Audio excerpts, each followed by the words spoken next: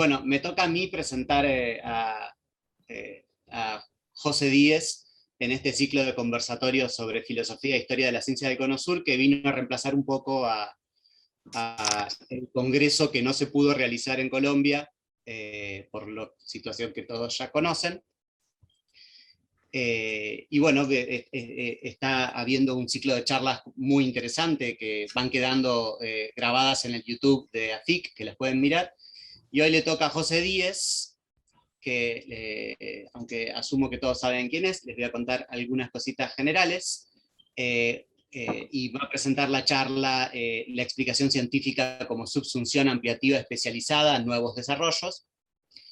José es graduado y doctor de la Universidad de Barcelona, profesor en el Departamento de Lógica, Historia y Filosofía de la Ciencia de la Universidad de Barcelona, miembro de Logos, que es el grupo de investigación de filosofía analítica, miembro del Instituto de Barcelona de Filosofía Analítica y Research Fellow del Center of Philosophy of Natural and Social Science del London School of Economics. Trabaja, entre otras cosas, la teoría de la medición, el estructuralismo metateórico, la explicación y la representación científica y la semántica de los conceptos científicos. Y tiene un montón de publicaciones súper importantes y papers súper importantes, pero es autor de estos libros que elegí, no sé si me falta alguno, del famoso Fundamentos de Filosofía de la Ciencia, que probablemente sea uno de los mejores libros en castellano, en lengua castellana y en general para introducir en temáticas de filosofía de la ciencia a nivel universitario, un libro de iniciación a la lógica, uno más curioso entre los otros sobre el amor y otros engaños que escribió con Andrea Iácona, y este otro que en realidad es una compilación, pero como tiene una introducción muy larga, lo pongo como libros de su autoría, que escribió con Pablo Lorenzano, que se llama Desarrollos actuales de la metateoría estructuralista, en donde además de compilar una serie de artículos, tiene una introducción muy larga en la que se presenta el estructuralismo metateórico. Bueno, muchas gracias. La idea es presentar las últimas ampliaciones, desarrollo de una propuesta en la que llevo trabajando algunos años en colaboración con otras personas, muchas de las cuales están aquí en este conversatorio. El plan es, después de una pequeña introducción, presentar los conceptos básicos, hacer un breve y rapidísimo repaso, creo que me llevará unos minutos para contextualizar la propuesta de los principales modelos anteriores de explicación, hegelianismo, causalismo y unificacionismo. Después la presentación de la propuesta en cuestión, explicación como subsunción ampliativa especializada. Y por último, algunos de los nuevos desarrollos y unas consideraciones finales sobre la noción de explicación que se pueden concluir. Simplemente recordar que la tarea en una elucidación de la noción de explicación en filosofía de la ciencia toma la palabra explicar en un sentido concreto, en español es una noción polisémica, no se ocupa de la explicación qua narración, Pedro me explicó su viaje a la India, tampoco se ocupa de la explicación qua elucidación, María me explicó la noción de cardinal, se ocupa de la noción de explicación como respuesta a una pregunta ¿por qué? ¿Por qué no vino Juan a la fiesta? Rosa me explicó por qué no vino. ¿De acuerdo? También es importante saber que en este sentido de respuesta a preguntas ¿por qué? Y de modo preanalítico, pues se suelen distinguir diferentes tipos de explicaciones en función del tipo de hecho a explicar y de la naturaleza determinista o no de los hechos. Entonces tenemos explicaciones de hechos particulares tanto deterministas como indeterministas, ¿no? El cohete se desvió porque pasó cerca un asteroide. Dado el paso del asteroide es inevitable ese desvío concreto del cohete. Explicación de hecho particular determinista.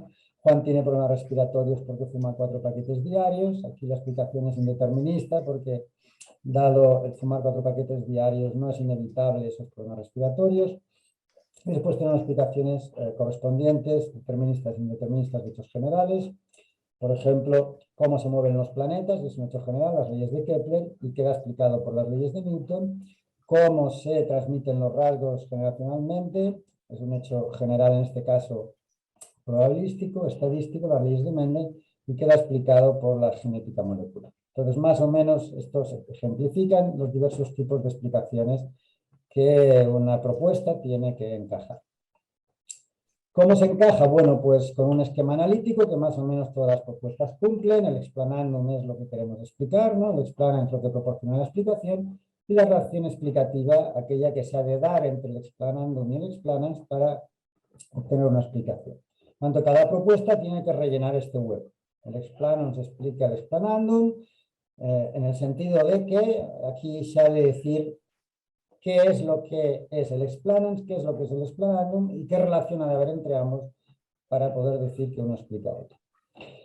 ¿Cómo vamos a evaluar estas propuestas? Pues como casi siempre en filosofía, primero la ecuación extensional, es decir, que coincida con nuestras intuiciones básicas, que no tenga contraejemplos muy dramáticos, muy contraintuitivos. En segundo lugar, que si tiene varios subtipos o subcasos, pues la elucidación filosófica dé cuenta de lo que hay en común en todos esos casos, pero también de lo que es específico de cada uno, ¿no? En nuestro caso lo vimos con los diferentes tipos de explicaciones. Cada propuesta deberá decir qué hay en común en todos estos casos, pero también qué es específico de cada uno. Y por último, si es un análisis filosófico, lo que queremos es entender bien un concepto que no acabamos de entender. Por lo tanto, lo que pretendemos es que esto que nos ponen aquí se entienda mejor que esto que no acabamos de entender bien. Es decir, no analizar algo oscuro que no entendemos bien por algo todavía más oscuro que pongamos aquí. Esto de proporcionar cierta comprensión más accesible que el elemento a analizar. Bien, en fin, como supongo que la mayoría sabe, traigo una revisión rápida. La idea básica del hempelianismo es que explicar algo es hacerlo esperable, no en el sentido psicológico, el sol sale cada mañana, en este sentido es esperable, pero en el sentido, digamos, epistémico, no sabemos por qué sale. Explicarlo es hacerlo esperable, y Hempel usa un sentido de esperable que tiene que ver con la inferencia. X es esperable relativamente a Y, si de Y se infiere X. Esta es la idea que usa de esperabilidad. Entonces, si juntamos estas dos ideas, la idea es que una explicación consiste en dar un explanans del cual se infiere, del cual se hace esperable el explanando. A esto añade siempre una condición de modalidad, digamos. Las explicaciones han de basarse en generalidades, no podemos explicar solo con hechos particulares. Ha de haber regularidades y además no pueden ser accidentales. La accidentalidad excluye la explicatividad. Si juntamos todo esto, pues tenemos el esquema típico de Hempel, según el cual el explanans explica el explanandum, en el sentido de que del explanans se infiere, ya veremos que deductiva o inductivamente, el explanandum, una relación de inferencia lógica. Y el explanans ha de contener al menos una ley, al menos una regularidad nomológica, y no puede contener regularidades accidentales que no sean nómicas. Bien, ¿esto cómo se aplica a los casos vistos? Pues, por ejemplo, en el caso del cohete, ¿por qué se desvió el cohete? Porque pasó un asteroide tal masa, tal distancia. Eso, según Hempel, incluye implícitamente la referencia a una regularidad nomológica. Pasa un cohete de tal masa y tal distancia a tal distancia del cohete, y dada la ley de gravitación y otras leyes dinámicas, de ahí se puede inferir, en este caso deductivamente, el desvío del cohete. Deductivamente, connota el hecho de que la explicación es determinista. Dado el explanans, el explanandum no puede dejar de ocurrir. Y este es el esquemitativo que todos conocemos, la explicación determinista de hechos particulares, deduciéndolos, la raya continua connota deducción, deduciéndolos de condiciones antecedentes y de leyes deterministas, ¿de acuerdo? Algo parecido pasa con las explicaciones indeterministas, los problemas respiratorios de Juan a partir de que fume, y también de una regularidad no accidental con carga modal, en este caso estadística. El 98% de los que fuman así que acaban con problemas, por lo tanto, con alta probabilidad hacemos esperable el explanando. Y este es el esquemita que lo resume, y la regla discontinua connota la inferencia inductiva. En cuanto a las explicaciones de hechos generales, las leyes de Kepler, cómo se mueven los planetas, las leyes de Mendel, cómo se transmiten los rasgos.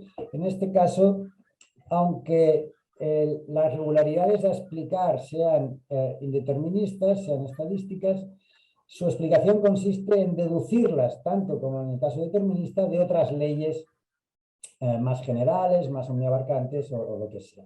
de las leyes de Newton en el caso del movimiento de los planetas, de la genética molecular en el caso de la transmisión de rasgos. La única diferencia es que aquí todo el explanans será determinista y aquí parte del explanans incluirá algún elemento estadístico indeterminista. En este caso, los hechos generales se deducen de leyes anteriores. Muy bien, este es el recordatorio breve de la propuesta de Hempel como inferencia. ¿Cómo funciona? ¿Cómo se ha de valorar filosóficamente? Bien, el segundo desideratum, ¿no? El dar cuenta de qué hay de común en los diferentes tipos de explicaciones y qué hay de específico, pues lo cumple perfecto, ¿no? En todas las explicaciones tenemos inferencias nomológicas y después en las deterministas, pues la inferencia es deductiva, de hechos particulares, en indeterministas de hechos particulares, la inferencia es inductiva, etc. Bien, supongo que se ve fácilmente que este desideratum lo cumple perfectamente. El tercer desideratum, el de no explicar algo oscuro que no entendemos bien, utilizando nociones más problemáticas, bueno, yo diría que lo cumple bastante bien. Hempel utiliza la noción de hecho particular, hecho general. Bueno, podemos aceptar que, aunque todo en filosofía es complicado, pues más o menos esta distinción es aceptable. La diferencia entre inferencia deductiva e inductiva, lo mismo, hay quien rechaza las inferencias inductivas, pero por otras razones, entonces no es algo específicamente problemático del tema de la explicación.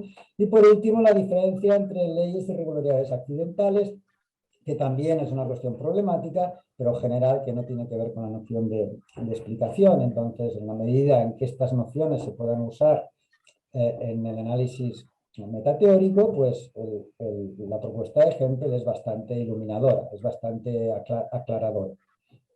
El problema, como bien sabido, lo tiene con el primero de los desiderata, con el desideratum de la adecuación extensional, de no tener contraejemplos claros.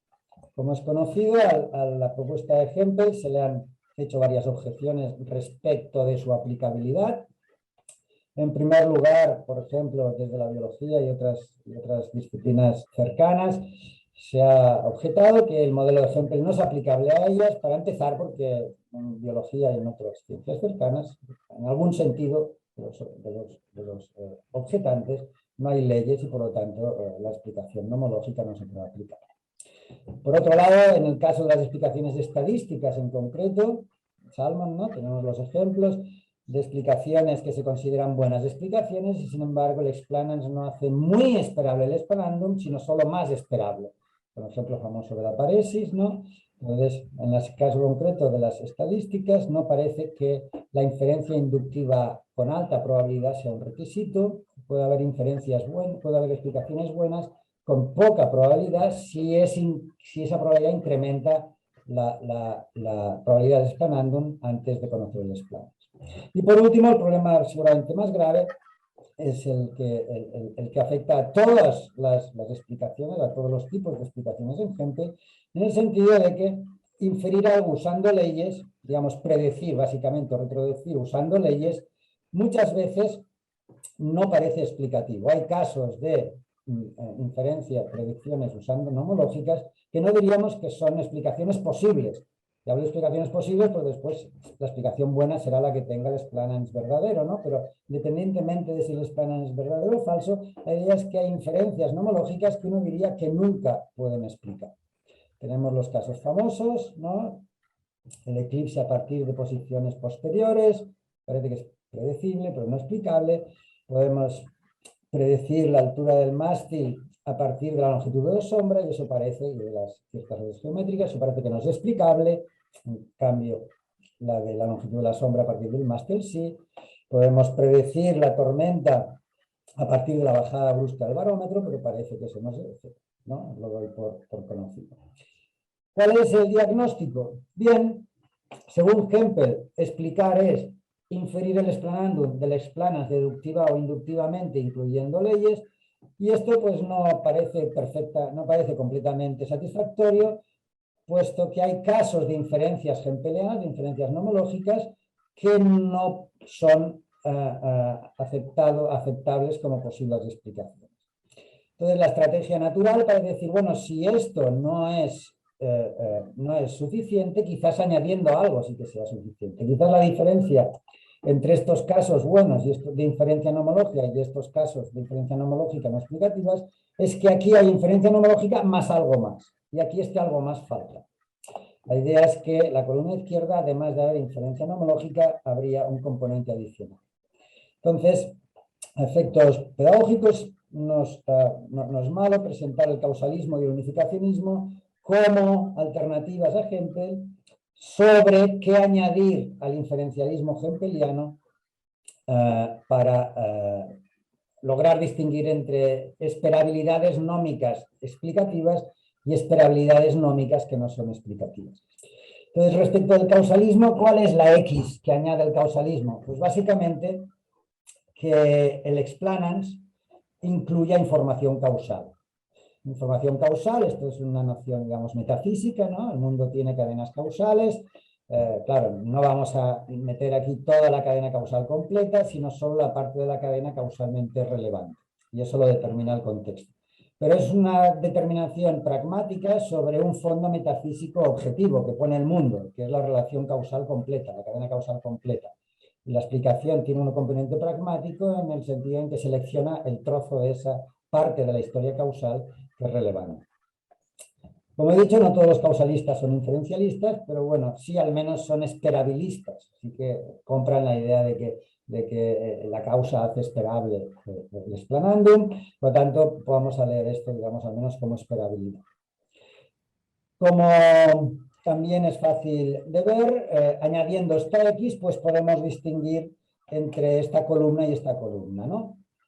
¿Por qué el descenso de la presión explica la tormenta, mientras el descenso brusco del barómetro no? Aunque de ambos se infiere la tormenta. Bien, porque el descenso de la presión es parte de la historia causal de la tormenta, mientras que el descenso del barómetro no es. Y algo parecido con los otros casos. ¿De acuerdo? Por lo tanto, el causalismo resuelve los contraejemplos a Hempel de modo al menos extensionalmente satisfactorio. ¿Cómo se le puede evaluar al causalismo? Bien, respecto de qué hace con las explicaciones de hechos deterministas, indeterministas, particulares, generales, en todos ellos dice hay información causal, por lo tanto hay algo común. Y después hay algo específico. Claro, esto funciona para hechos indeterministas, tanto particulares como generales, siempre que el causalista acepte la probabilidad indeterminista. Algo que para muchos es un oxímoron, perdón, la causalidad indeterminista. Algo que para muchos es un oxímoron, pero que pues a partir de cierto momento la mayoría de causalistas aceptaron sin problemas. Entonces supongamos que comprando la causalidad indeterminista, pues puede dar cuenta de los diferentes tipos de explicación. Y si alguien no la acepta, pues entonces los hechos indeterministas no tendrán explicación. ¿De acuerdo? El tercer desideratum, no explicar lo oscuro por lo más oscuro, pues bueno, dependerá el diagnóstico de cuán humeano sea uno. Si uno es muy humeano y la idea esta bruta de la naturaleza de las relaciones causales le causa urticaria, pues entonces el causalismo no proporcionará para él o para ella una buena elucidación filosófica, porque entendemos mucho menos la noción de causa que la noción de explicación. De hecho, algunos, como Kitcher, piensan que la noción de causa se ha de entender a partir de la noción de explicación, no al revés. Por eso Kitcher no es causalista en este sentido que estamos viendo. ¿Y qué pasa con el primero de los desiderata? Con los contraejemplos. Bueno, hemos visto que resuelve bastante satisfactoriamente los contraejemplos de Hempel, si es que uno acepta la noción de causa como legítima en el análisis filosófico, pero se le ha objetado que presenta nuevos contraejemplos, puesto que en la ciencia, según diferentes objetantes, ¿no?, hay muchas disciplinas que proporcionan explicación, pero no dan información causal. Se ha objetado desde las ciencias sociales, desde la psicología, desde la biología, desde la mecánica cuántica, la relatividad y las explicaciones reductivas. No voy a entrar en detalles, si alguien quiere después podemos revisarlo en tiempo de charla, pero más o menos el causalista se defiende bien con casi todos estos casos. Para mí los casos más problemáticos son, en primer lugar, la relatividad general, en el que hay acuerdo completo en que es explicativa, no hay nadie que diga que la relatividad no es explicativa. Sin embargo, dista mucho de haber acuerdo en que sea causalista. La topología, la curvatura del espacio-tiempo, que es lo que hace la función explicativa aquí, para muchos no es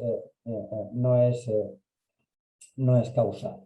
Entonces, eso quiere decir al menos que no se correlaciona las intuiciones sobre explicación con las intuiciones sobre causalidad. Si todo el mundo acepta que es explicativa, pero hay una discusión fuerte acerca de si es causal, no parece que estas dos nociones vayan siempre de la mano.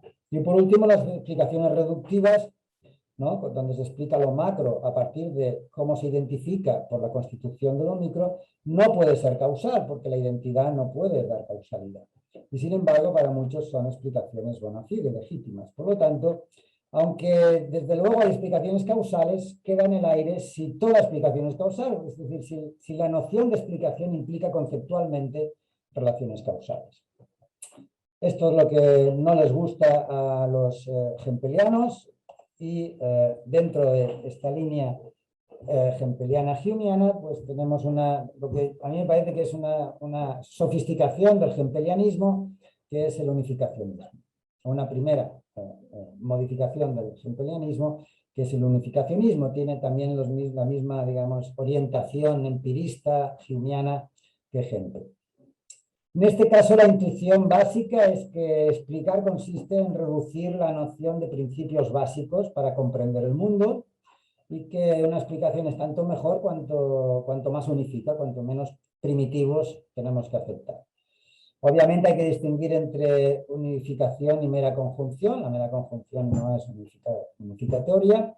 La unificación tiene que ser orgánica, ¿no? El ejemplo que ellos aducen pues es el caso de Newton, ¿no?, que unificó las explicaciones de los cielos y la tierra, unificó las predicciones keplerianas y galileanas, y fue esta unificación la que le hizo ganar poder explicativo. Entonces, las caídas de los graves y el movimiento de los planetas se predecía, se daba cuenta de ellos por los mismos sistemas de principios básicos, y eso produjo una unificación que fue la que le hizo, digamos, adquirir su carácter explicativo. Como veremos, yo después discreparé de este diagnóstico. Bien, los detalles no son ahora importantes. Está la versión de Friedman, un poco, digamos, imprecisa, y después la versión mucho más precisa de Pitcher, que habla del almacén explicativo, el número de fenómenos derivados y el rigor de las derivaciones. Pero básicamente la idea es que si tú tienes dos conjuntos de explicaciones, pues el más unificado es el que explica más cosas con menos esquemas explicativos. Entonces, si tienes el mismo número de esquemas explicativos, pues es mejor el que explica más cosas. Y si tienes el mismo número de cosas explicadas, es mejor el que lo explica con menos esquemas explicativos. Esta es la idea.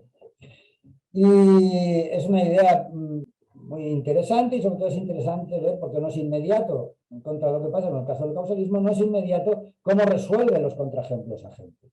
Y sin embargo, resuelve al menos la mayoría. El caso típico es el caso del barómetro, ¿no?, y la bajada de la temperatura. Tenemos la tormenta. ¿Por qué las inferencias de tormentas a partir de barómetros no son explicativas en relación con las inferencias de tormentas a partir de bajadas de presión, si uno es unificacionista? Bueno, la inferencia de la tormenta a partir de la bajada del barómetro, de la agujita del barómetro, no puede ser la mejor sistematización predictiva. ¿Por qué? Porque hay muchas tormentas que suceden sin barómetros en las cercanías, y por lo tanto para esas tormentas necesitaríamos otro esquema inferencial. Mientras que con la presión atmosférica obtenemos todas las tormentas con un único esquema inferencial. Es por eso que una inferencia es explicativa y otra no. La que usa la presión pertenece a un almacén explicativo mucho más simple, mucho más unificado que el que usa la bajada del barómetro, que tendrá que añadir, si no quiere perder explananda, si no quiere perder explicaciones, tendrá que añadir inferencias para las tormentas sin barómetro. Y bueno, más o menos algo parecido se aplica al resto de los contraejemplos. Es una idea muy, muy original, muy ingeniosa y filosóficamente valiosa. ¿Qué podemos decir del unificacionismo? Bien, respecto de los diferentes tipos de explicación, le va igual de bien que a Hempel, porque básicamente son inferencias hempelianas, solo que añade la condición de que la inferencia pertenezca al sistema más simple unificado. Respecto de los contraejemplos, hemos visto ya cómo resuelve uno, más o menos resuelve bien los demás. El problema es que se le pueden objetar nuevos contraejemplos.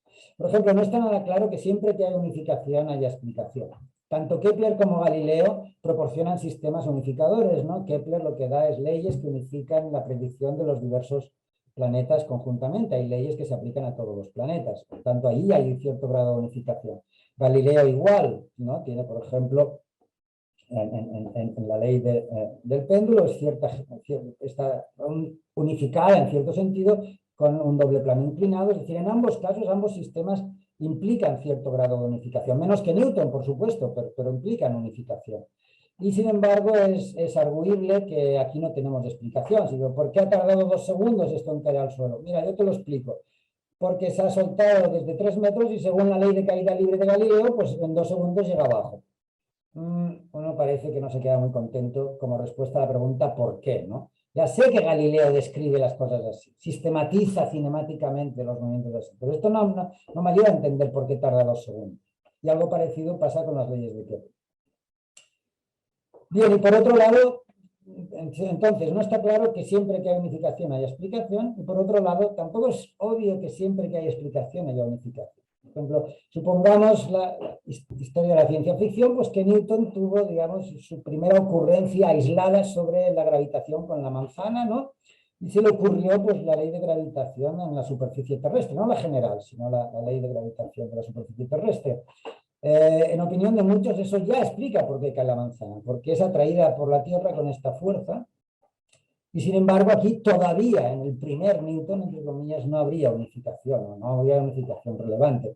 Por lo tanto, aunque la unificación pueda ser un valor, no parece que sea constitutiva de la explicación. No parece que sea condición ni necesaria ni suficiente, aunque puede incrementar el valor explicativo. Bien, y por último, ¿qué pasa con el valor del elucidatorio? Bueno, en principio parecería que es muy sobrio, ¿no? El unificacionismo lo que hace simplemente es las mismas nociones que usa Hempel y añade simplicidad, que no es más que número de cosas inferidas comparado con número de patrones inferenciales. Y esto pues no parece muy sospechoso de nada malo filosófico, ¿no? Parece que Hume lo aceptaría de buen grado. Sin embargo, las cosas no son tan sencillas, ahora solo lo mencionaré, supongo que también la mayoría lo conocen, pero si no lo podemos abundar luego. El principal problema es que esta simplicidad, es decir, el número de cosas inferidas con el número de patrones que usemos, puede cambiar dependiendo de qué vocabulario primitivo usemos. Si utilizamos conceptos muy estrambóticos, por ejemplo, yo que sé, lepino, que intuitivamente leonopino, pues entonces igual podríamos simplificar algunas inferencias, ¿no? Es decir, con suficiente imaginación y capacidad técnica podemos, con conceptos o términos primitivos un poco estrambóticos, simplificar nuestro patrón explicativo. Y no diríamos que eso, digamos, es explicativamente aceptable. Entonces, a una de dos, o ponemos una constricción que diga, no, mire, estos conceptos no son legítimos. Pero ¿en base a qué vamos a decir que ciertos conceptos o palabras no son legítimas para usar en ciencia? Bueno, por ejemplo, porque no corresponden a propiedades naturales. ¿Hay quien dice que es una propiedad natural? El mundo, punto y final. Ya está, ya tenemos una distinción metafísica bruta que a los humeanos podría parecerles, bueno, sospechosa. Y si no podemos hacer eso, si no podemos distinguir mediante principios metafísicos, vocabularios aceptables de inaceptables, entonces parece que tenemos cierto relativismo explicativo. Bueno, pues depende de qué vocabulario use, esta inferencia será explicativa porque será parte de un sistema muy simple y depende de qué vocabulario le permita, pues no. Bien, ¿cuál es el balance? En la segunda parte ahora voy a hacer este balance y a presentar la propuesta como alternativa que cumple estas expectativas.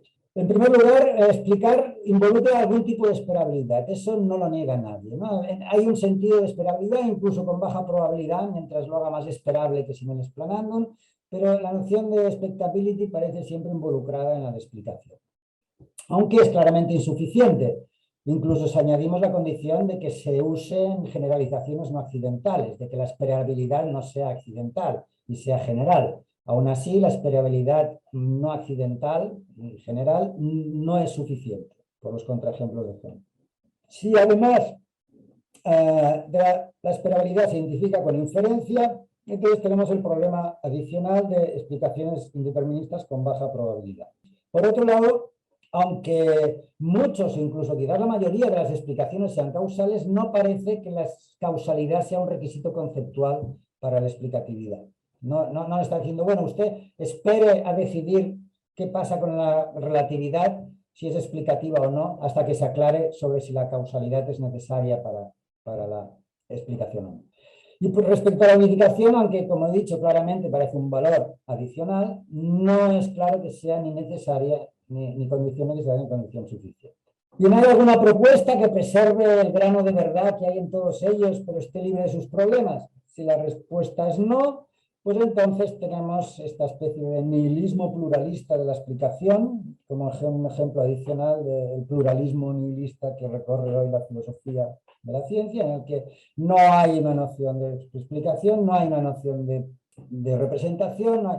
Bien, en la medida en que sea posible, sería bueno resistirse a esas tendencias pluralistas.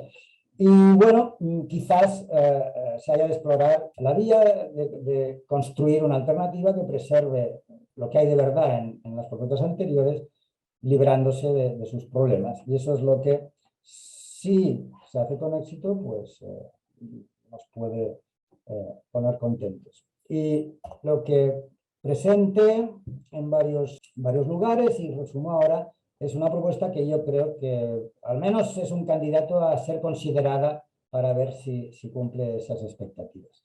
La idea básica es que la X, ¿no?, lo que hemos de añadir a Hempel, por decirlo así, a una inferencia nomológica para que sea explicativa, es una condición doble, la condición de ampliatividad y de especialización, que son conceptos, como veremos, muy sobrios y perfectamente aceptables gaussianamente.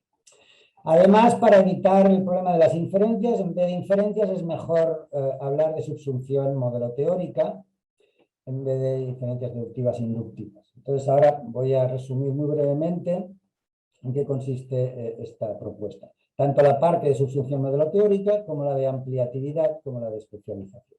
Bien, ¿qué es eso de la subsunción modelo teórica? La subsunción modelo teórica consiste en subsumir modelos de datos en modelos teóricos. ¿Y qué es eso? Bueno, un modelo de datos para una teoría T, ahora voy a hablar de teorías, me voy a restringir a teorías. Un modelo de datos para una teoría es una estructura que describe los fenómenos de los que quiere dar cuenta la teoría. Por ejemplo, tenemos un modelo de datos, uno con una partícula y la Tierra, y las funciones de espacio y tiempo, ¿no?, la trayectoria cinemática, y este modelo concreto describiría la trayectoria que de hecho sigue la partícula P en caída libre en la superficie terrestre. Otro modelo de datos describe con la Tierra y el Sol y sus posiciones espaciotemporales, describe la trayectoria que de hecho sigue la Tierra alrededor del Sol. Otro modelo de datos con Mercurio y el Sol, pues describiría la trayectoria de Mercurio alrededor del Sol. Con la Luna y la Tierra, la trayectoria que de hecho sigue la Luna alrededor de la Tierra. Estos son modelos de datos. La medición, determinación de ciertas, por ejemplo, trayectorias de cuerpos en la cercanía de otros. Los modelos teóricos lo que hacen es describir cómo se deberían comportar estos mismos cuerpos de acuerdo con las leyes de la teoría. Entonces, por ejemplo, tenemos un modelo teórico de Galileo que nos dice cómo se comporta la partícula P en caída libre en la superficie terrestre según las leyes de Galileo. Tenemos un modelo teórico de Kepler que nos dice cómo se comporta en la Tierra alrededor del Sol según las leyes cómo se debería comportar según las leyes de Kepler. Tenemos un modelo de Newton que nos dice cómo se debería comportar la partícula en caída libre en la superficie terrestre, y este modelo, además de espacio y tiempo, como sabemos, incluye masas y fuerzas. Tenemos otro modelo de Newton que describe cómo se debería comportar la Tierra alrededor del Sol según las leyes de Newton, o Mercurio alrededor del Sol según las leyes de Newton, o la Luna alrededor de la Tierra según las leyes de Newton, o por ejemplo la Tierra alrededor del Sol según las leyes de Einstein, o Mercurio alrededor del Sol según las leyes de Einstein. Pues lo importante es que esto, digamos, te da cómo de hecho se mueven las cosas y esto cómo se deberían mover. Y es importante que esto pueda encajar o no con esto, porque esto de aquí se determina o se mide sin asumir estas leyes. Y los modelos de datos para la teoría se miden independientemente de las leyes de la teoría, que se determinan de manera preteórica. La idea es que para medir trayectorias cinemáticas no tenemos que usar leyes dinámicas. Entonces, espacio y tiempo son las nociones preteóricas o tenoteóricas de la mecánica. Pues la idea es que los modelos de datos se determinan mediante nociones cinemáticas, es decir, mecánico-no teóricas. No tenemos que presuponer las leyes para medir las trayectorias.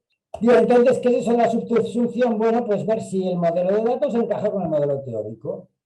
Un modelo de datos de T es subsumible con en un modelo teórico de T cuando el modelo de datos coincide con la parte del modelo teórico que describe sus magnitudes no teóricas, es decir, con la parte, en este caso, cinemática. Básicamente lo que hace es, se puede decir de un modo más informal, el modelo teórico subsume el modelo de datos cuando predice los datos correctamente, que no se han medido usando las leyes del modelo teórico. Por lo tanto, pueden coincidir o pueden no coincidir. De hecho, vamos a ver, a veces no coinciden. Por ejemplo, el modelo de datos de la caída libre de la partícula es subsumible tanto en el modelo teórico de Galileo como en el de Newton. La trayectoria Tierra-Sol es subsumible tanto en el modelo teórico de Kepler como en el de Newton como en el de Einstein. Y la trayectoria de Mercurio alrededor del Sol es subsumible en el modelo de Einstein. Einstein predice eso bien, pero no Newton. Como todos sabemos, Mercurio es una anomalía grave del sistema newtoniano. Entonces, la trayectoria que el modelo teórico de Newton predice para Mercurio alrededor del Sol no es la que de hecho tenemos medida independientemente para Mercurio. Entonces, la primera condición, que es la que recoge la esperabilidad del análisis, es que un modelo teórico explica un modelo de datos si el modelo de datos es subsumible en el modelo teórico. Básicamente esto es inferencialismo hempeliano, pero en versión modelista. Esto captura la idea de la esperabilidad de Hempel. Entonces vamos con las otras dos ideas, la de ampliatividad y la de especialización. Si miramos en estos dos ejemplos que hemos visto, la caída libre de la partícula alrededor de la Tierra es subsumible tanto en las leyes, por decirlo así, de Galileo como en las de Newton, ¿no? El modelo teórico de Galileo como el de Newton. Pero el modelo teórico de Galileo solo tenía en sus leyes, digamos, regularidades cinemáticas, espaciotemporales, mientras que Newton relaciona los hechos cinemáticos con magnitudes dinámicas, masas y fuerzas. Lo mismo pasa con las leyes de Kepler, que subsumen la trayectoria de los planetas, en relación con los modelos newtonianos, que incluyen también magnitudes dinámicas, toman en cuenta la masa de los planetas y la fuerza de la gravitación. Entonces, la intuición es que Newton explica la caída libre, o el movimiento de los planetas, mientras que Galileo y Kepler no. Y la idea es que la diferencia no tiene que ver con la unificación. La diferencia tiene que ver con que, en el caso de Newton, se está subsumiendo fenómenos cinemáticos mediante modelos teóricos que añaden magnitudes dinámicas, mientras que Kepler y Galileo solo usan leyes puramente cinemáticas para dar cuenta de fenómenos cinemáticos. Es decir, lo único que hacen es sistematizar cinemáticamente fenómenos cinemáticos. Y por eso mi propuesta es que tenemos la intuición de que Newton explica el movimiento de los planetas y Kepler no, porque las leyes que definen los modelos de Kepler son puramente cinemáticas. ¿Qué quiere decir eso? Que para que haya explicación tiene que haber subsunción de datos en la teoría, pero esa subsunción ha de usar esencialmente materia nueva, conceptos, si lo queremos en términos conceptuales, o ontología nueva. Entonces Newton es explicativo y Kepler y Galileo no, porque Newton explica fenómenos cinemáticos a través de su relación con entidades nuevas, dinámicas, las masas y las fuerzas. Y esta es la segunda condición del análisis. El modelo teórico explica un modelo de datos, si los datos son sumibles en el modelo teórico y el modelo teórico se ha definido introduciendo parámetros nuevos que no había en el modelo de datos. Esto da cuenta de la parte ampliativa de la explicación. Y por último, tenemos la condición de especialización. La subsunción no solo ha de ser ampliativa, sino también especializada. ¿Por qué? Porque podemos tener subsunciones incluso ampliativas que no sean explicativas, si es que son ad hoc de la manera que vamos a ver ahora. Consideremos, por ejemplo, la caída de la partícula en la superficie terrestre, que es subsumible en el modelo de Newton, ¿no? Que es ampliativo. La idea es que aquí las leyes que usamos de Newton para definir estos modelos concretos son leyes especiales en el sentido en que se usa algo más que el segundo principio de Newton, que dice, combina las fuerzas y su suma será igual a la masa por la aceleración, a la variación de la cantidad de movimiento. ¿Qué se quiere decir aquí? Bien, sería posible hacer subsunciones solo con la segunda ley de Newton si no tuviéramos ninguna restricción sobre el tipo de fuerzas que queremos sumar. Si podemos usar cualquier fuerzas continuas, discontinuas, que hagan vueltas a la derecha, a la izquierda, que se corten aquí y aparezcan dentro de un segundo, y no nos dijeran nada sobre qué fuerzas podemos meter en este sumatorio, cualquier trayectoria sería subsumible. De hecho, por ejemplo, la de Mercurio mismo.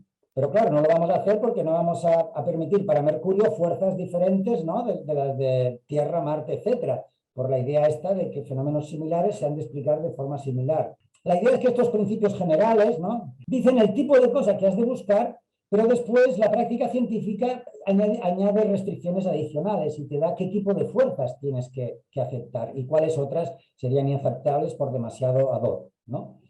Entonces, la idea es que siempre que haya explicación, ha de haber, operando en el modelo teórico, alguna de estas fuerzas especiales aceptadas por el desarrollo específico que la comunidad científica ha hecho de este principio general. Entonces, ¿cuáles son esas leyes específicas? Bien, aquí es donde se introduce el elemento pragmatista del análisis, porque básicamente, ¿qué leyes son aceptables como leyes especiales? Pues las que los científicos van desarrollando a lo largo de la historia de la teoría. Bien, y eso no da demasiada manga ancha, no permite cualquier cosa, cualquier locura. Bueno, teóricamente sí, pero en la práctica no. Y ese es el elemento pragmático que hay que aceptar como primitivo y aceptar que si los científicos hicieran cosas raras y predijesen y sistematizasen bien con leyes raras, pues acabarían aceptando como leyes especiales aceptables. Y de hecho eso ha pasado en la historia de la ciencia, ¿no? Todos sabemos que los cartesianos que dominaban la Royal Society estuvieron a punto de echar a Newton por usar leyes locas, ¿no? Leyes a distancia, acciones a distancia. Pero bueno, al final Newton acabó ganando la partida. Por no hablar de las locuras cuánticas que ahora se aceptan, pues porque, bueno, porque funciona así. Y la comunidad científica acepta que eso es un tipo de generalizaciones pues decentes para la práctica científica. Insisto que eso es un elemento pragmático ineliminable que puede comportar cierta discusión, pero lo podemos discutir. Entonces, en el esquemita este, por ejemplo, en el caso de la mecánica, tenemos que este principio general, ¿no? Busque usted las fuerzas que combinadas coincidan con el cambio en la cantidad de movimiento, pero después los científicos van, al desarrollar la mecánica, pues dando casos concretos de fuerzas concretas y a veces descubren nuevas y a veces pues sacan viejas, ¿no? Pero la idea es que la práctica científica va determinando qué leyes especiales son aceptables. Por lo tanto, resumiendo, para que tengamos explicación, ha de haber subsunción modelo teórica, pero introduciendo elementos, parámetros ontológicos o conceptuales nuevos y usando leyes especiales. Y esas leyes especiales, digamos, no requieren que exista ya una red teórica. La primera ley que se le ocurriera a Newton con la manzana, aunque no tuviera toda la red en la cabeza, pues era una ley especial en el sentido en que no era vacua, no era un principio de guía de estos esquemáticos, era una ley concreta, falible. ¿Qué se puede decir de esta propuesta, así muy rápidamente? Bueno, ¿qué pasa con los contraejemplos de Hempel? Bien, yo aquí me limito a las teorías científicas y mi punto es que en los casos de las teorías científicas sí que da cuenta de los contraejemplos. Por ejemplo, ¿por qué podemos considerar explicativa la inferencia de la radiación a partir del número atómico y no la del número atómico a partir de la radiación? Bueno, porque una usa leyes especiales que están admitidas en la comunidad como concreciones de una teoría que tiene como explanando la radiación, etc. ¿Qué pasa con las explicaciones cotidianas, como yo que sé, el palo y el mástil y la sombra? Bueno, aquí es discutible, en algunos casos la ampliación funciona, en otros no está tan claro, pero yo de momento me circunscribo al caso de las explicaciones científicas y creo que ahí funcionan bastante bien la resolución de los ejemplos ejemplares. El segundo desideratum, ¿cuál era? Era el de dar cuenta de los diferentes tipos de explicación. Bien, en todos ellos hay esto, en todos estos tipos de hechos particulares, hechos generales, deterministas, indeterministas, en todos ellos pasa esto, y después en cada uno de ellos pues pasa algo específico, a saber que el modelo de datos pues tiene unos componentes particulares concretos, o que en el modelo teórico se usan leyes indeterministas para definir lo que sea, pero también, digamos, lo cumple también como ejemplo. ¿Y qué pasa con el tercer desideratum? Es decir, las nociones que se usan aquí son inaceptables, son humeanamente sospechosas, son metafísicamente repulsivas. Bueno, mi tesis es que no, es que son empiristamente aceptables. A diferencia de la noción de simplicidad, que parecía muy inocente, pero después se vio que no era tan inocente, aquí solo tenemos las mismas nociones de Hempel, más la noción de ampliación teórica y la de ley especial, que también hemos visto muy por encima, y ninguna de estas dos implica ningún compromiso metafísico humeanamente inaceptable. Es verdad que implican cierta dimensión pragmática, pero bueno, los que estamos convencidos de que hay siempre en los problemas interesantes en filosofía de la ciencia un elemento pragmático ineliminable, pues podemos vivir con ello. Mejor que con brutalidades primitivas metafísicas que levantan a Hume de su tumba. Bien, eso es más o menos tal como estaban las cosas, y con la propuesta que primeramente se aplicó paradigmáticamente a las ciencias físicas. Bien, entonces posteriormente se ha ampliado el ámbito de aplicación de esta propuesta gracias a la colaboración de colegas, compañeros, muchos de los cuales estáis ahí, ¿no? Y lo hemos ampliado aplicándolo a otros ámbitos, en particular a ciencias biológicas, que era uno de los caballos de batalla anti-hempelianos, ¿no? El modelo hempeliano se aplica a las ciencias biológicas. Bien, pues con estos, digamos, retoques, esta propuesta que defiendo, y muchos de vosotros que hemos colaborado para desarrollarlo, pues pensamos que sí, ¿no? Entonces se ha aplicado con éxito al caso de la selección natural, del alosterismo, de la genética clásica y de la ecología del microbioma. En el caso de la selección natural, ¿no? El explanandum son los cambios ¿no? estadísticos en los porcentajes de rasgos en ciertos individuos de ciertas poblaciones, y el explanans amplía estas nociones con las nociones como la de función y aptitud de un rasgo para desarrollar una función, ¿no? Ya sabemos entonces que tenemos un principio general de selección natural que dice si un organismo tiene un rasgo que es heredable y que es beneficioso para desarrollar una función que aumenta la diferencial, pues entonces acaba, digamos, incrementando su presencia en la población. Este principio, que es general y es tan vacío como el segundo principio de Newton, después se va especificando para casos de funciones de supervivencia, de apareamiento, de fecundidad, y distingue, por ejemplo, en la supervivencia si es captación de comida o escapar predadores, y dentro de escapar predadores se puede hacer pues, ¿no? por huida o por camuflaje, etc. Entonces la idea es que esto es la versión natural selección de esta red newtoniana. Pero en todo caso lo importante es que también aquí tenemos que cada inferencia, cada subsunción modelo teórica concreta adaptativa usa algún principio específico, por ejemplo en el caso de las polillas, ¿no? Del camuflaje, etc. Y tenemos entonces que las explicaciones adaptativas se dejan reconstruir bien como subsunciones modelo teóricas ampliativas y especializadas. Y contra lo que muchos defienden, esta subsunción modelo teórica usa regularidades que no son accidentales. Las regularidades estas de aquí abajo no son accidentales. Es verdad que son más locales y dependientes del contexto que en otros ámbitos quizás, pero no son accidentales y permiten, digamos, apoyar contrafactos.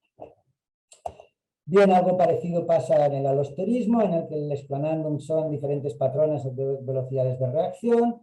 Dentro de la teoría alostérica de Monod y compañía, ¿no? Pues lo que dice es, bueno, lo que pasa aquí es que las moléculas tienen unas posiciones, tienen unas afinidades, se pueden llenar o vaciar de ciertas cosas, saturar o no, y entonces en función de cosas que van pasando, pues tenemos que el modelo teórico predice diferentes patrones de evolución de la reacción.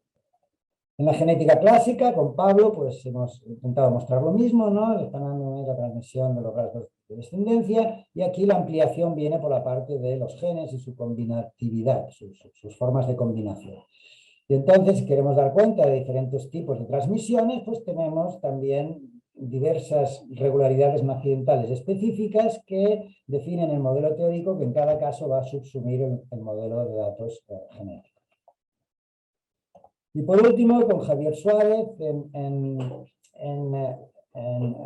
ecología, hemos también intentado aplicar este modelo a la ecología del microbioma, en el que el explanandum es la estabilidad de cierto microbioma compuesto por miles de especies, y el explanandum incluye conceptos ecológicos nuevos, ¿no? Como el crecimiento intrínseco o la red de interacciones, que se pueden concretar de muy diversas maneras hasta llegar a la ley de Coite, que tenemos aquí al final, que es la que se aplica, de hecho, específicamente al modelo teórico que subsume el modelo de datos de la estabilidad del microbioma. Bien, estos supongo, ejemplos sirven para ver cómo esta propuesta de análisis de la explicación de corte hempeliano, empirista, humeano, puede ampliarse de sus casos paradigmáticos iniciales a otros ámbitos, interesantemente a ámbitos de la biología que se pretendían, digamos, inaccesibles a este tipo de explicación. Entonces, ya las consideraciones finales con las que quisiera concluir es que, según esta propuesta, toda explicación involucra algún tipo de esperabilidad, y además esta esperabilidad no es individual, es general. Hay generalidad y no accidental, por lo tanto hay nomicidad, y esta es la parte de Hempel de la propuesta, es una propuesta neohempeliana, pero le añade algo más, algo que no exigía Hempel. Tiene que haber novedad ontológica, o en términos epistémicos, conceptual. La idea es que el explanan se ha de añadir algo nuevo respecto del explanando. Esto, caritativamente, se puede considerar el grano de verdad del causalista, ¿no? Cuando el causalista dice, no, es que para que haya explicación tiene que haber causa. Es decir, tiene que haber algo diferente del efecto, algo diferente del explanando. En la explicación tiene que dar algo nuevo, no puede limitarse a dar vueltas, a sistematizar el explanando. No, tiene que poner chicha nueva sobre la mesa. Que sea causal o no, eso ya es otra discusión, pero algo nuevo de poner. Y por último, tiene que haber también especialización nómica, es decir, no puede haber construcciones ad hoc y restrictas de principios abstractos generales combinados sin ninguna restricción. Para eso tiene que haber una especie, digamos, de similaridad, de criterios de aceptabilidad con prácticas ya existentes que se puede considerar, si se quiere, pues el grano de verdad del unificacionismo. Y esta es toda la explicatividad que podemos dar. Esto es general, esta explicatividad es general, se aplica a toda explicación. Toda explicación tiene estos rasgos, y si le falla alguno de estos rasgos, podemos tener subsunción, pero no explicación. Y además es todo lo general que se puede dar al concepto. Esa es mi tesis. Esto incluye todo lo que conceptualmente se puede dar del concepto, se puede decir del concepto de explicación. Después, en casos específicos, en contextos específicos, puede ser que haya otras cosas presentes, que haya información causal, o mecanística, o unificatoria, o topológica, o lo que sea. Pero eso ya no serán condiciones imprescindibles para la explicación, sino tipos de explicaciones diferentes. Y sin esto, sigue habiendo explicación mientras haya esto. Esa es la idea. Entonces, es una propuesta, digamos, neohempeliana, en este sentido, que pretende ser no totalmente minimalista, no totalmente deflacionaria, porque lo que pretende es dar una elucidación. Esto yo creo que elucida el concepto de explicación, no simplemente toma nota de, como los deflacionismos, de que no sé, la verdad es desentrecomillado o la representación es dar información. No, aquí estamos mostrando condiciones necesarias y suficientes que se han de dar, que no están en la superficie del concepto de explicación. Ahora, es cuasi minimalista porque estas condiciones no son muy sustantivas metafísicamente ni epistémicamente.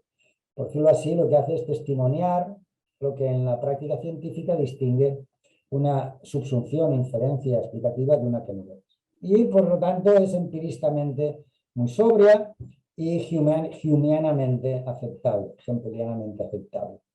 La cuestión que queda abierta es si, bueno, su carácter pragmático no es excesivo. Quizás para algunos lo sean, para otros no lo es, y eso es una cuestión que se puede, digamos, controversiar. Pero al menos no tiene los problemas, digamos, metafísicos que para muchos humeanos nos parece que tienen el causalismo y el unificacionismo una vez lo analizamos bien a fondo. Y bueno, esto es lo que tenía que compartir con vosotros. Bueno, muchas gracias, José. Hay una pregunta de Ariel. Sí, gracias por la charla, me gustó mucho. Tengo una pregunta un poco de detalle, que es la siguiente. Toma el caso de Hempel de la sombra y el poste, el supuesto contraejemplo.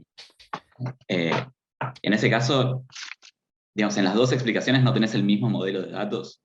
O sea, en el modelo de datos no distinguís explanandum de condiciones iniciales, sino que está todo lo empírico. Lo cual no habría un problema ahí para la concepción de explicación que defendés. O sea, en Hempel están distinguidas esas dos cosas como parte de las premisas y de la conclusión. ¿Cómo haces esa distinción acá? Ya dije que sobre los contraejemplos a Hempel, yo creo que esta propuesta de momento puede responder bien a los casos asociados a teorías científicas, como el caso del número atómico y la radiación. En los casos cotidianos, como el de la sombra y el palo, reconozco que de momento no tengo respuesta clara para ella. Tengo alguna sospecha, pero no tengo respuesta clara. Entonces, el alcance de mi propuesta explícitamente se limita a los casos de la práctica científica, y ahí donde hay una práctica con una comunidad científica que establece ya ciertos límites en qué cosas son usables y qué cosas no, pues creo que puedo apelar a la idea de especialización para ver que la comunidad acepta unas generalizaciones y otras no. La respuesta que barrunto y que no es satisfactoria es que, bueno, en la medida en que eso sea aceptable una como explicación y otra como no, es porque hay practicantes que de un modo implícito, informal, no reconstruido, pues aceptan una ley especial como válida en un uso y otro no. ¿Qué quiere decir eso? La ley es la misma, es una ley geométrica, ¿no? Pero hay un modo de usarla que es aceptable y otro no. Eso quiere decir que reconstruyendo esto en serio, habría algo que fuera un modelo de datos, y el modelo de datos del mástil sería un modelo de datos de otra teoría. Y eso es un grano, digamos, de unificacionismo que quizás esté trabajando por ahí abajo. Pero ya reconozco que para los casos cotidianos tendría que hacer este tipo de movimientos que hay que pensar mejor. Bueno, mi sospecha sobre el caso, que digamos el modo en el que distinguís condiciones iniciales de explanandum, cuando en el explanandum tenés conceptos empíricos, es a través de la idea de ampliación conceptual teno-teórica, que te la comentó Santi y Cristian Carmo. Pero bueno, Sí, pero eso lo acepto yo. El caso, bueno, me he ahorrado las críticas porque espero que salgan nuevo, pero al principio, como algunos sabéis, yo exigía que el elemento nuevo fuese el teórico, ¿no? Pero yo acepto perfectamente que el elemento nuevo puede no ser de teórico. Por ejemplo, en el caso de la selección natural, la noción de función no es selección natural teórica. La noción de función es anterior. Lo que pasa es que es nueva respecto de el modelo de datos, porque los datos no involucran funciones.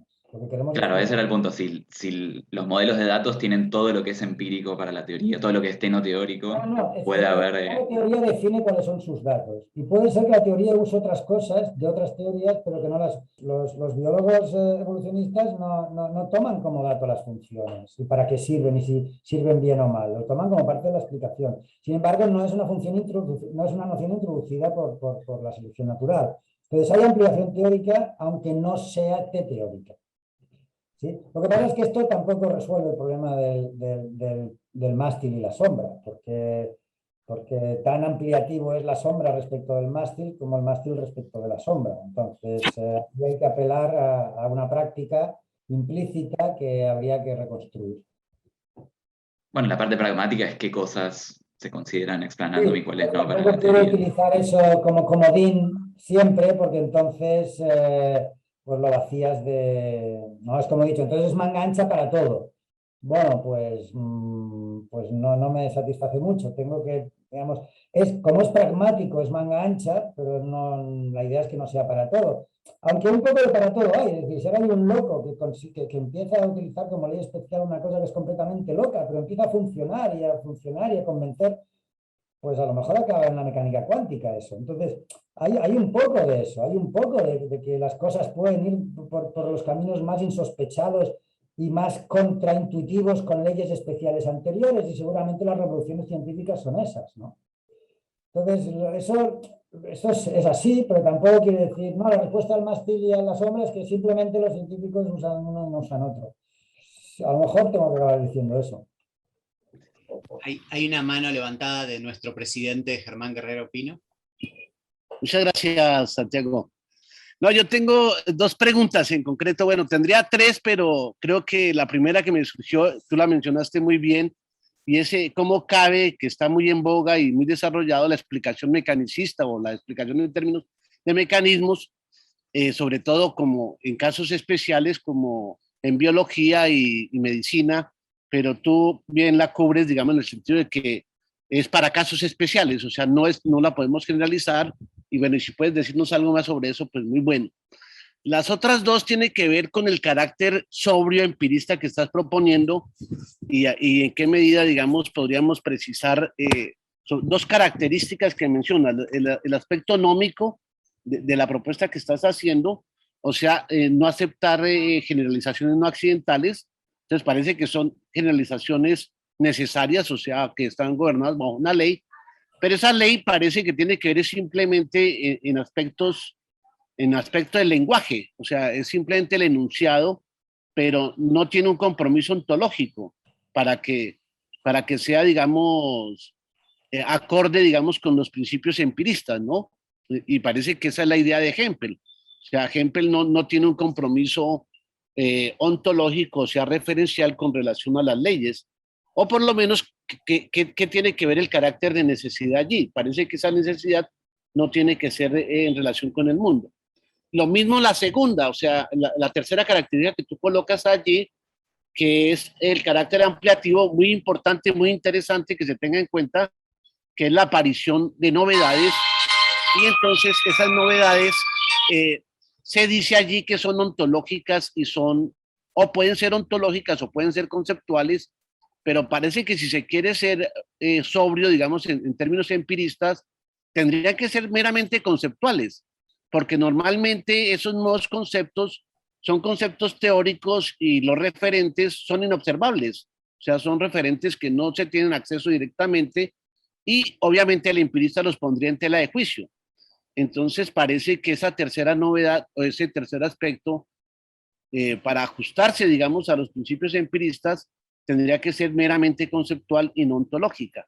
Bien, respecto del mecanicismo, sí, efectivamente, mi tesis es que el mecanicismo es explicativo porque implica subsunción, ampliación y especialización.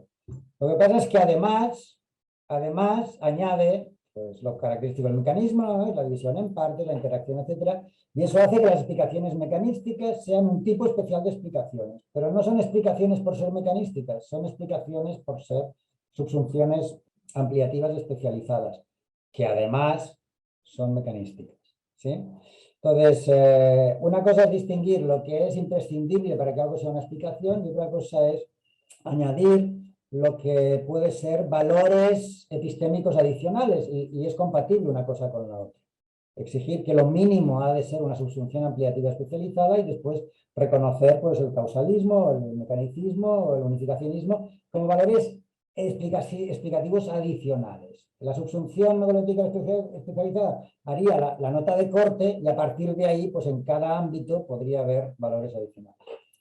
Respecto de las leyes, sí, esto yo no añado nada, lo tomo de ejemplo, ¿no? Y bueno, ¿hasta qué punto la recurrencia a leyes, a generalizaciones no accidentales es compatible con el empirismo? Pues bueno, es verdad, es un problema, ya sabemos los problemas de la modalidad que el empirismo tiene con la modalidad. También sabemos que hay intentos empiristas de dar cuenta de la modalidad, y yo lo único que digo es que, bueno, en la medida en que uno sea empirista y confíe en que haya aproximaciones empiristas metafísicamente sobrias a la modalidad nomológica, pues que las asuma y que tenga esa noción de ley. Pero la noción de ley y la diferencia entre ley y regularidad no es algo sin lo cual ningún filósofo de la ciencia quiera vivir. Bueno, Nancy Cartwright. Pero muy pocos filósofos de la ciencia quieren vivir sin la noción de ley, o creen que es posible vivir sin la noción de ley. Por eso, si son empiristas, se toman en serio la obligación de hacer un análisis empirista de las leyes, ¿no? Respecto al carácter ampliativo, por eso pongo ontológico o conceptual, porque en algunos casos, si aceptas la parte, digamos que lo que pones es materia ontológica nueva y esos son inobservables y tienes problemas con eso, bueno, pues tendrás un problema. Pero independientemente de cómo se interprete filosóficamente el enriquecimiento del explanans, tiene que haber enriquecimiento. Si no hay enriquecimiento, no hay explicación. Esa es la idea. Y después, depende de tus filias o fobias filosóficas o metafilosóficas, pues tendrás una historia empirista que contar sobre las fuerzas, o no la tendrás y te harás realista. Depende de cada uno. Pero al menos no obligan. Al menos el modelo puede funcionar sin el compromiso metafísico. Algo que no pasa, por ejemplo, con el unificacionismo. Una vez sabemos que la simplicidad depende del vocabulario básico. Muchas gracias. Hay una pregunta de Cristina González. Sí, mi pregunta en parte está conectada con las preocupaciones de Ariel. Digo en parte por lo siguiente: todo el esfuerzo realizado para disponer de una elucidación de la noción de explicación científica de modo tal que quede incluida dentro del marco más general de las reconstrucciones modeloteóricas, me parece realmente muy interesante. Pero cierta afirmación final de tu exposición me despierta cierta duda. Si uno quiere dar cuenta de la práctica científica real, efectiva, y me refiero a lo siguiente, que todo esto asume que tiene que ser satisfecho por toda explicación. Y la duda viene por lo siguiente: hay una enorme cantidad de práctica científica que además condiciona fuertemente nuestras decisiones en la vida diaria, y toda esta experiencia de 2 años de pandemia nos ha desafiado diariamente. Práctica científica en la que no hay leyes. De modo que parece ser que esas prácticas científicas no dan cuenta, no proporcionan explicaciones científicas, tal como fue reconstruida en tu propuesta. Esa es un poco mi duda.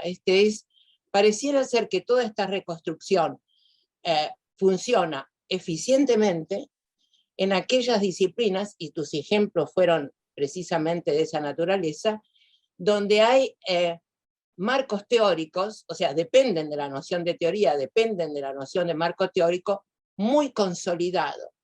Pero sabemos que hay una enorme cantidad, quizá la mayoría de la práctica científica, donde eso no carece, y donde son territorios donde no hay leyes. Entonces, ¿eso significa que no hay explicaciones científicas en ningún sentido aceptable? Bueno, desde luego mi propuesta lo implica. Lo que haría falta es ver caso a caso. O sea, como siempre en filosofía, pues uno hace una propuesta y entonces si hay contraejemplos, pues se ven y se discuten. Pero primero, que haya práctica científica sin leyes, eso en principio no es ningún problema, porque hay práctica científica que no es explicativa. La ciencia hace muchas cosas y explicar es solo una de las cosas que hace la ciencia. El problema vendría de si en esos ámbitos es comúnmente aceptado que hay explicaciones. Entonces, si es comúnmente admitido que esas prácticas son explicativas y también que no usan leyes, entonces obviamente mi propuesta tendría un problema. Lo que pasa es que yo no conozco ningún ámbito así. Si tú conoces alguna práctica científica que sea claramente explicativa y que no use regularidades no accidentales, porque otra cosa es a qué llamamos leyes. Entonces es verdad que no hay ley en un sentido, pero yo llamo ley a cualquier regularidad no accidental, que por muy pragmática, local que sea, en fin, en el sentido de Sandra Mitchell, ¿no? Es decir, cualquier regularidad que no sea accidental y que tenga el alcance que tenga. Entonces, yo no conozco ejemplos de prácticas científicas explicativas que no usen regularidades, por muy limitadas que sean, no accidentales. Pero si se te ocurre alguno o varios, pues te lo agradeceré, porque, digamos, bueno, o no sé si te lo agradeceré, pero si arruinan la propuesta. Pero sí, te lo agradeceré para ver si realmente ponen en cuestión el modelo este o no. Pero y así los que he pensado, no sé qué prácticas explicativas son completamente particulares. No sé si tienes algo en la cabeza. Bueno, porque a lo largo de la exposición el acento, si bien se habló de regularidades no accidentales, el acento estuvo puesto en la idea de ley, no en la de regularidad no accidental. Bueno, para mí son sinónimos. Para mí son sinónimos. Sí. Una regularidad no accidental es sinónimo de ley para mí. Lo que pasa es que en algunos ámbitos las leyes tienen un gran alcance, son no locales, no dependen del etcétera, y en otros ámbitos sí, pero sí, yo no distingo entre ley y regularidad no accidental. Hay una pregunta, Andrés. Perdón, César, levantaste la mano antes. Pensé que estabas aplaudiendo lo que había dicho José. Entonces, primero César, después Andrés y después Luis Franco. César. No encontraba la manito. En primer lugar, agradecerle a José la exposición. Y con respecto a las exposiciones en medicina, la pandemia nos ha enseñado que hay una ley que corresponde a la teoría infecciosa de las enfermedades, que dice que cualquier enfermedad que curse con temperatura, decaimiento, etcétera, etcétera, etcétera, es posible que sea debido a un germen determinado. Y esto se justifica mediante la metodología que introduce a fines del siglo XIX, en el cual, para decir que una enfermedad determinada es causada por un germen determinado, debe primero que aislarse de las lesiones que provoca. Segundo, cultivarse. Tercero, inocularse a un animal de experimentación y que ahí se reproduzcan las mismas lesiones que se observaron en el ser humano.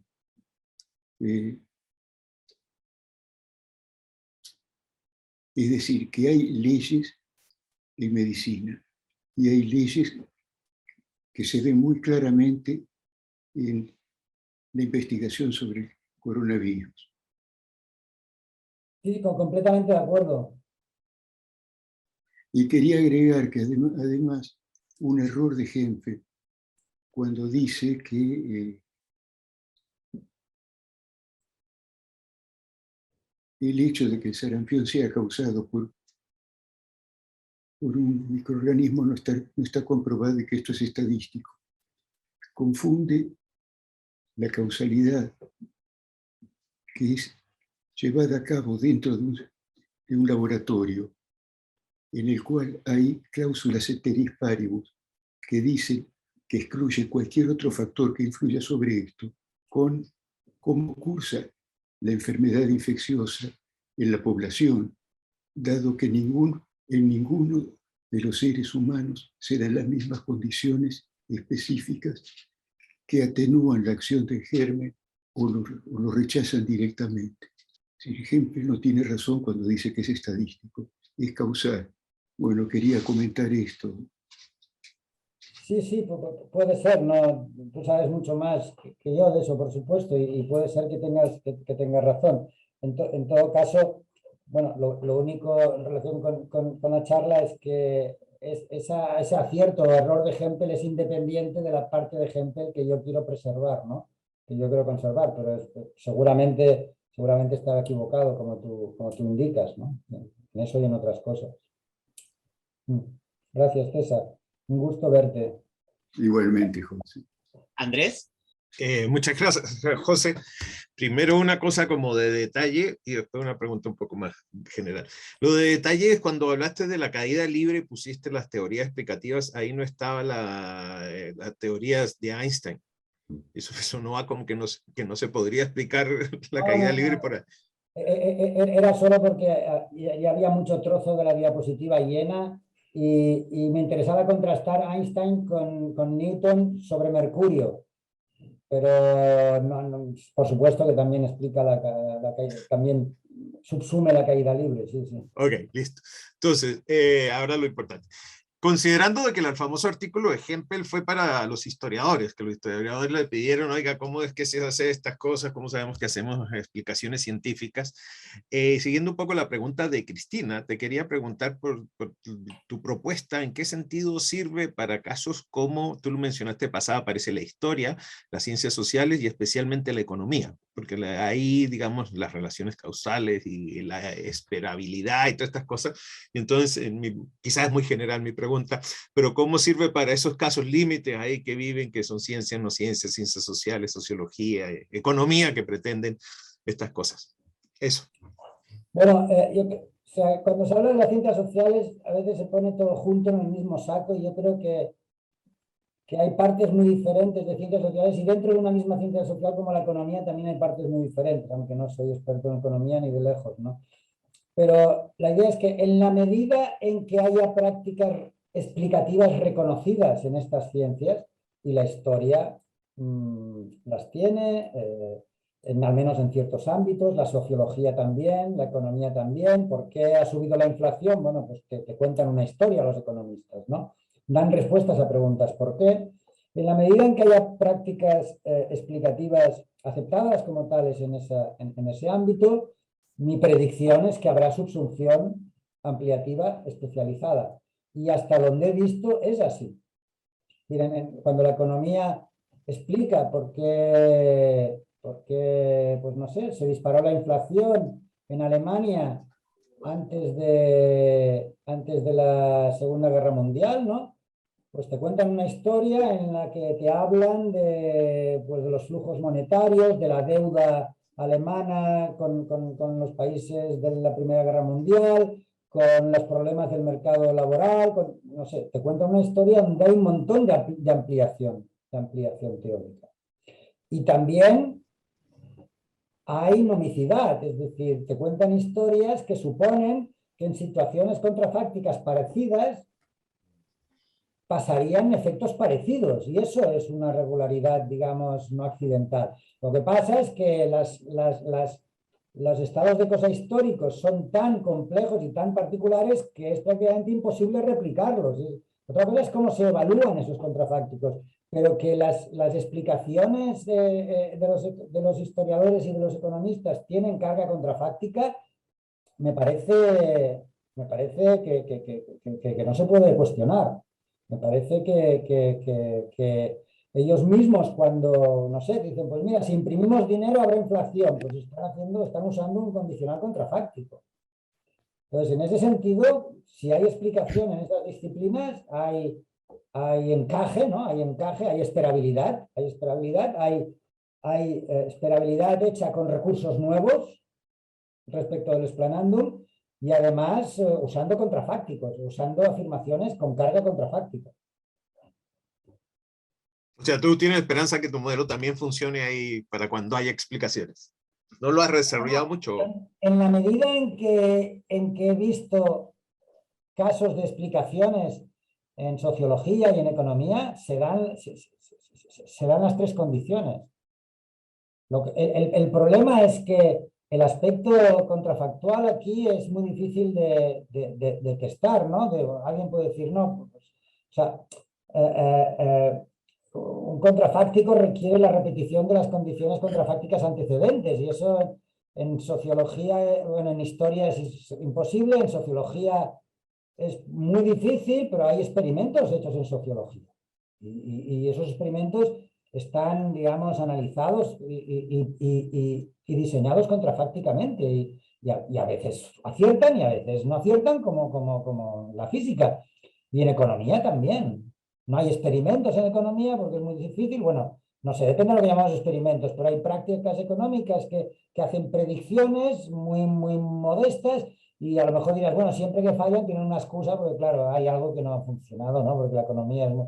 Yo entiendo que hay dificultades para tener el mismo tipo de robustas explicaciones que en otros ámbitos, pero en el grado en que hablan de explicación, en mi opinión, es un grado en el que hay presente estos tres elementos. Gracias. Luis Francisco. Gracias, muy buenos días. Muchas gracias por su muy lúcida presentación. Primero que todo, pues quisiera preguntar, este modelo explicativo basado en Hempel, ¿cómo se podría relacionar con los modelos predictivos? La relación entre explicación y predicción sería la primera pregunta. La segunda es, siguiendo la cadena de preguntas que se han venido dando en relación con cierto tipo de fenómenos, debido a su aparente complejidad, no son establecibles de manera causal. Estoy aquí pensando en este momento en el fenómeno de la percolación dentro de la dinámica de fluidos, dentro de la ciencia de los nuevos materiales o de los materiales, donde el flujo de líquidos se puede dar a través de porosidades de otro tipo de sustancias o materias, donde ese fluido no se puede establecer exactamente cómo se da, o aquellos fenómenos que se están dando, por ejemplo, en las llamadas ciencias ambientales o ciencias del medio ambiente, que implican la correlación de varios intercambios o ciclajes de materia y energía, por ejemplo, a lo largo y ancho del planeta. Allí pareciera que también hay algunas dificultades para poder establecer modelos explicativos, habida cuenta de la cantidad de factores y variables que pueden intervenir, donde pueden haber unas incidencias y unas fuerzas interactivas que no son calculables y por lo tanto difícilmente establecer un modelo de explicación. Entonces quisiera pues escuchar algunas ideas alrededor de esto que se me está ocurriendo en este instante. Muchas gracias. Gracias a usted. Bien, la relación entre predicción y explicaciones que se deriva de esta propuesta es que toda explicación implica, en cierto sentido, predicción, esperabilidad, aunque sea de cierto tipo, digo, de incremento de probabilidad o lo que sea. Es decir, toda explicación implica predicción en este sentido simple, pero no toda predicción es explicativa. Entonces, sobre las prácticas en ámbitos de sistemas muy complejos, ¿no? como el clima o cualquiera de las ciencias sociales, y los modelos que hay por decirlo así, de manejo de datos de modo mal, a lo bruto, ¿no? Mediante digamos, recursos quizás computacionales o modelísticos, sin una sistematización clara de regularidades que pueda haber detrás, etcétera. Pues bueno, yo no soy experto en esos ámbitos, pero lo poco que conozco, hay práctica científica de ese tipo y bueno, pues no es explicativa, pero tampoco creo que pretendan que lo sea. Entonces, en ese sentido, por lo que a mi propuesta se refiere, pues nada, mi propuesta hace la predicción correcta. Esas cosas no son explicativas y los practicantes no dicen que lo sean.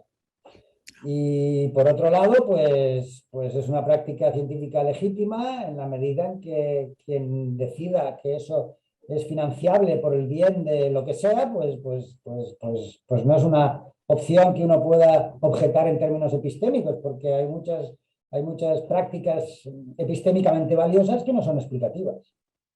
Correcto. Muchas gracias. Bueno, vamos un rato largo, pero tengo ganas de preguntar algo. ¿Me dejás, José? Sí, tengo todo el tiempo del mundo. Ya que no hay manos levantadas. Escuchando tu charla, que, bueno, o sea, bueno, la escuché 1000 veces y 1000 veces leí tus cosas sobre eso porque las trabajé. Y además me parece que tu enfoque es interesante no porque sea irrefutable, sino porque da ganas de ponerse a trabajar en el enfoque, que es lo que me pasó a mí, ¿no? Y empezar a limarle detalles y verle cositas. Dicho esto, digamos, me llamó la atención la relación que estableciste con el unificacionismo y la crítica que le hiciste a Kitcher de no poder resolver el problema de las esmeraldas verdules, dijiste otra cosa, no dijiste verdules. Dije pepinos, pero es igual. Sí, no sé, el pepino, no sé qué. Lo que me parece interesante, y que, o sea, te lo quiero preguntar es, yo entiendo que el enfoque de Kitcher es una versión más sofisticada del de Hempel, y el tuyo es una versión más sofisticada que el de Kitcher, ¿no? No veo que estén en competencia, porque me parece que hay muchos de los problemas que planteaba Kitcher que se solucionan con la unificación, y que la unificación sigue siendo importante, digamos, para entender qué es una explicación y qué no, aunque vos no la menciones al nivel de la elucidación que haces, ¿no? Porque, o sea, yo comparto la intuición de Kitcher y me parece que la elucidación que él hace de la unificación está mal. Y está mal por algo que siempre me parece bastante sorprendente, que es para solucionar el problema del mástil y la sombra, lo que hace es no preguntarse por la unificación a nivel de una teoría, sino por la unificación de toda la reserva explicativa. ¿Sí? Digamos, cuando Kitcher habla de unificación, está juzgando la unificación de todas las teorías científicas que tenés en el presente, de todos los patrones explicativos que tenés en el presente para dar cuenta de algo. ¿Sí? Lo cual me parece una curiosidad. Como sea, digamos, la pregunta es, ¿qué lugar le das en tu enfoque a la unificación? Digamos, ¿es algo que estás pretendiendo elucidar o te parece que sigue siendo algo al nivel de la herramienta elucidatoria de resolver ciertos problemas? Digamos, ¿cuál es la relación que hay entre el enfoque de Kitcher y el enfoque de ampliación por subsunción, etcétera? Hay un sentido estrecho de unificación y un sentido más laxo. El sentido estrecho de Kitcher, mi propuesta pretende ser una alternativa a la suya, es decir, la unificación tal como la entiende Kitcher, yo no la incorporo como condición necesaria para la explicación. Puede haber es decir, Newton o un Newton ficticio que propusiera que la manzana se cae porque hay una fuerza de esta magnitud en la superficie terrestre, ¿no? Pesos, que tiene este efecto cinemático en él, eso convierte en esa respuesta de Newton en explicativa. Por mucho que cuando se unifique con otras gane en poder explicativo, pero la unificación no es una condición necesaria para la explicación, y para Kitcher sí que lo es. Otra cosa es que Kitcher vamos a intentar que funcione mejor. Entonces, por mucho que a veces habla como si se refiere a la web entera, ¿no? de la ciencia, en realidad lo importante para él es los webs, los almacenes explicativos disjuntos si existen. Si no existen disjuntos, entonces es el conjunto de la ciencia. Pero lo importante para poner en práctica su propuesta es comparar almacenes explicativos que expliquen los mismos fenómenos. Entonces, si hay compartimentos estancos en los que unas explicaciones no se mezclan con otras, pues eso no nos lleva al conjunto de la ciencia. Haría como cajones dentro de la ciencia. Si por lo que sea, pues está todo mezclado, bueno, pues entonces todo mezclado, ¿no? Pero eso no considero que sea esencialmente bueno ni malo en él. Lo que me parece malo o excesivo en él es exigir unificación como condición necesaria para la explicación. Por eso yo discrepo de su diagnóstico. Lo que hace a Newton explicativo no es unificar a Kepler y Galileo. Newton hubiera dado ya una explicación si se hubiera muerto y nadie más hubiera seguido su...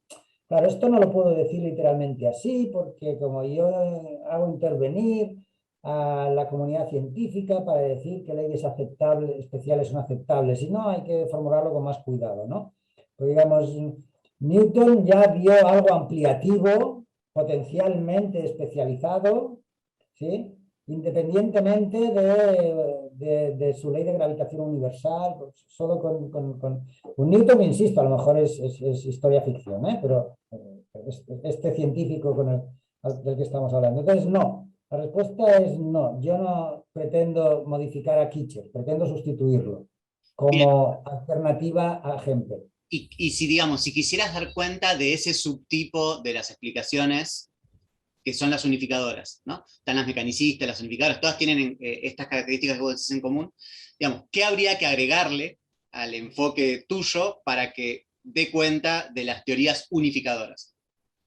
Nada, no hay que agregarle nada. Lo que los unificacionistas, y yo, si decido dedicar un tiempo a ser unificacionista, decida. O sea, el marco subsunción modelo teórica especializada es un marco mínimo que después se puede completar con otras condiciones adicionales para casos especiales.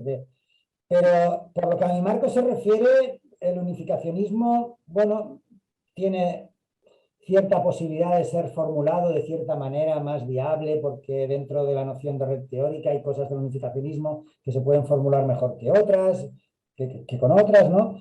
Pero, digamos, el elemento conceptual que añade es independiente de la subsunción ampliativa especializada. Entonces, ¿cómo lo haría? Pues igual que si fuese mecanicista, lo haría, no sé, intentaría hacer la mejor análisis conceptual del mecanicismo para pegarlo a mi modelo. Y con el unificacionismo, pues igual. Bueno, ¿hay alguna pregunta más o le agradecemos a José y lo liberamos? ¿Vos, Pablo, levantaste la mano o hiciste un gesto? Sí. Sí, ¿qué tal, José? Muchas Claro. gracias. Y obviamente yo sería incapaz de intentar destruir esto, ya que trabajo dentro de esto también. Entonces, Te destruirías a ti mismo. claro. Solo una aclaración quizás respecto de tu respuesta a Santi, o sea, la pregunta de Santi, que digamos, a ver, la concepción estándar de teoría, como red teórica del estructuralismo, conlleva una suerte de unificacionismo. Tiene aunque no planteado en términos de Kitcher. Entonces, en la medida en que en tu propuesta incluís, además de la ampliación, la especialización, y eso sería el componente unificacionista que hay en la noción de teoría, bueno, hay una relación más fuerte con alguna noción de unificación, con algún tipo de unificacionismo, que no necesariamente de manera conceptual está presente con, por ejemplo, el causalismo. ¿No? Es eso. En ese sentido, sí que he dicho que había cierta mayor proximidad, pero en el sentido laxo de unificacionismo, porque en el sentido estrecho, yo quiero aceptar que hay explicaciones sin redes teóricas. Yo quiero aceptar que el Newton ficticio que se inventó, esta ley aislada de la gravitación, esa era una ley especial. Hay leyes especiales antes de la red teórica y hay, tú lo has hecho, ¿no? Hay disciplinas en las que, de hecho, la literatura solo contiene leyes especiales y después viene alguien y muestra cómo son parte de una red teórica, ¿no? Entonces, eso es algo que implica cierta dificultad, porque yo quiero defender una noción de ley especial que no presuponga conceptualmente la existencia de una red teórica, de un principio guía, de lo que sea, pero a la vez reconozco que qué leyes especiales son usables solo se puede clarificar pragmáticamente en relación a una práctica de una comunidad que eventualmente crea un constructo teórico un poco más complicado que una única ley, ¿no? Entonces, reconozco que lo primero y lo segundo, pues, necesitan ser juntados de una manera más satisfactoria.